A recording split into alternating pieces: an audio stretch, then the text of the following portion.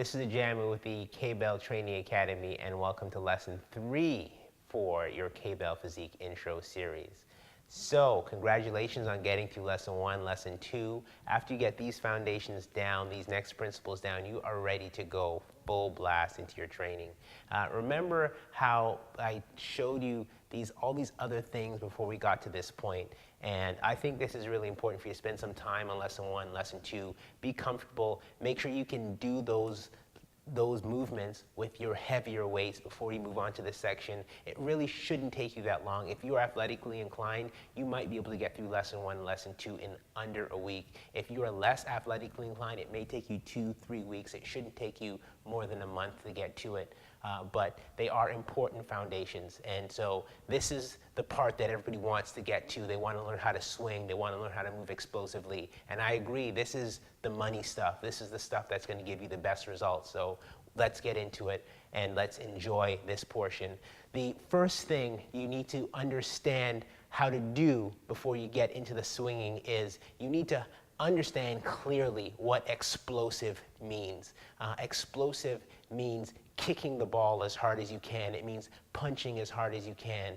The easiest way for us to communicate this and be on the same page is for me to ask you to jump as high as you can. If you jump as high as you can, you have no choice but to explode with all the muscles in your hips. This is that power stuff we talked about, transferring the forces from the floor through your body. So together we're going to do 3 jumps. So when I say explode, there's no question about what it means. You ready? 1, 2, 3. 1, 2, 3. Okay, beautiful. Okay, that's what we mean when we say explode. That's how much power I want to come from your hips. The next part of this lesson, I want you to learn how to explode without leaving the floor. So I'm going to take this really long nail, okay, and I want you to drill it through your balls of your feet. And so right now, the balls of your feet are stuck. They can't move. I got a little bit of give in my heels, but that's about it. I want you to give me that same vertical jump you gave me before, but this time, don't let your toes leave the ground.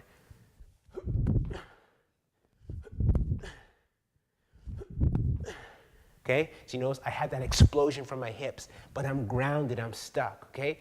That is essentially what we're going to do when we move through the KBell explosive movements. So now, if I take the weight and I come back to that catcher's position, okay? From that catcher's position, we can try that exact same explosive squat.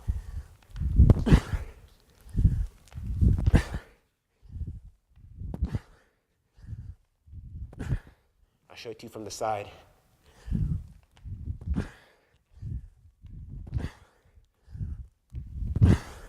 Okay, so if you can get those 3 steps down, you feel no pain, your heart may be beating a little bit faster, but there's nothing else that's going on, then you're ready to give the swing a shot, okay?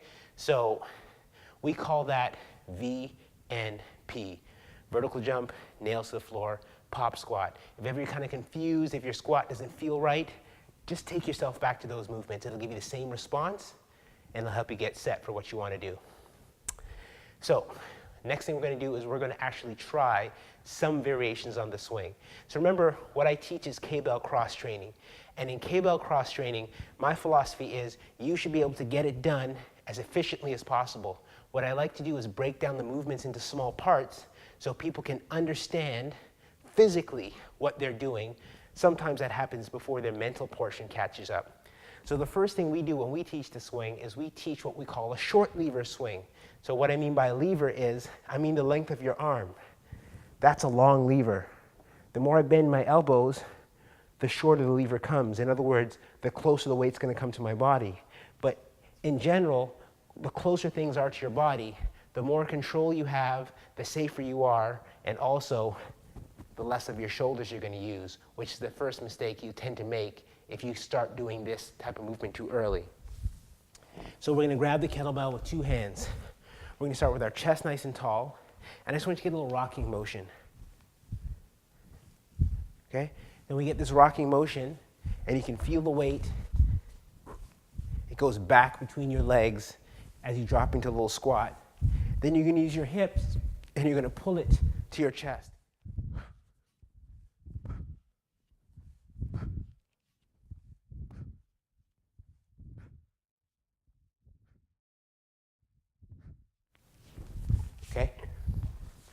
That motion right there, that is what we would call a short lever swing, okay? And you should be able to do that movement the same way how we remember we started the deadlift and we could lift a heavy weight. When you keep the weight in close, you'll find you'll be able to move a heavier weight than when you move it far away from your body. And the heavier the weight is, the more work from your hips, the more calories you're gonna burn, the tighter you're gonna make the muscles. So if that's where you feel comfortable, if that's the movement that gives you the best technique, then that's the one you should be doing. Work yourself out towards a long lever swing. The next version of that exercise, in terms of short lever, is learning how to do a short lever with one hand. Now, technically speaking, if you've been exposed to kettlebells before, you'll know that the name for these is not truly swings, but biomechanically, it makes absolutely no difference.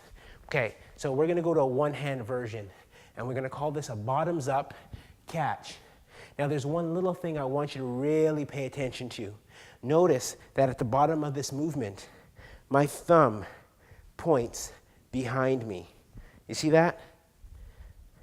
So my thumb points backwards, back of the hand, backwards, back of the hand. It's a small, subtle thing, but it's gonna make a really big difference in terms of your efficiency of the movement. So once you can find that, your next objective is to get the ball up to your catch hand. And the only way you can do that is to use the power in your hips. And I catch it, okay? I throw it down, I catch it. Every time I throw it down, my thumbs point backwards. Catch, thumb back, catch, thumb back, catch, thumb back, catch, thumb back, catch. Now, the great thing about this version is that you can take breaks without putting it down. So you're taking a break, but not so much, right? So it lets you set a pace, right? You can move at a slower pace, still be getting work in, or you can learn to move at a faster pace.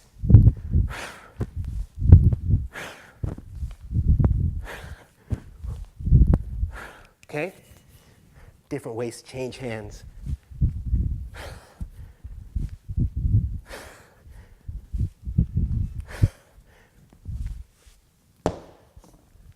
Excellent.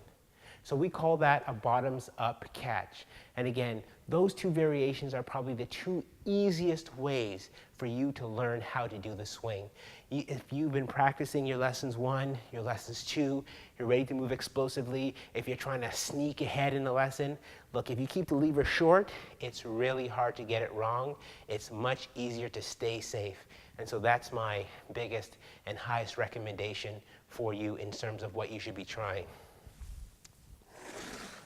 Okay, so I know you've been waiting for the traditional swing, typically called the hardstyle swing, because it is a little bit different than the flow style swing that you would do in kettlebell sport training, but this is the one that everybody sees, this is the one that everybody wants to do. So I'm going to show you guys how to do it, because we will do it as part of KBell Physique. It is a very necessary and effective version of the swing. The only difference in this one is that you're going to let your arms go out. You don't as much let them go out as much as you learn to project the weight to a specific point, okay? There is absolutely, positively no shoulder lifting involved. I'm going to show you some examples so you can see when somebody's lifting, so you can correct yourself, correct your mistakes, but there's no lifting whatsoever with your shoulders. This is all momentum, everything from your hips.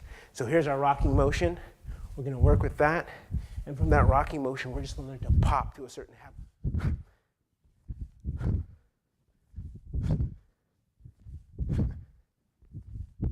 You know you have it right if the weight is weightless. You should feel like you can do that. It maybe just be that, but there's no lifting. How do you know if you're lifting? You know you're lifting if A, your hips aren't moving fast enough for you to leave the ground. Okay? If you're not exploding like we did at the beginning, you know you're lifting. Another way you know you're lifting is if at the top, your hands are ahead of the kettlebell. Can you see the tension in my shoulders as I lift it? Hips up, lift.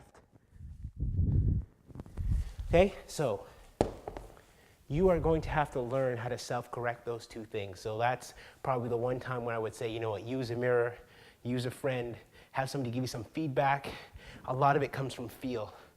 If at the top you don't feel like you can release it, in all likelihood you're holding on. Just try to relax a little bit more and just let it flow from your hips.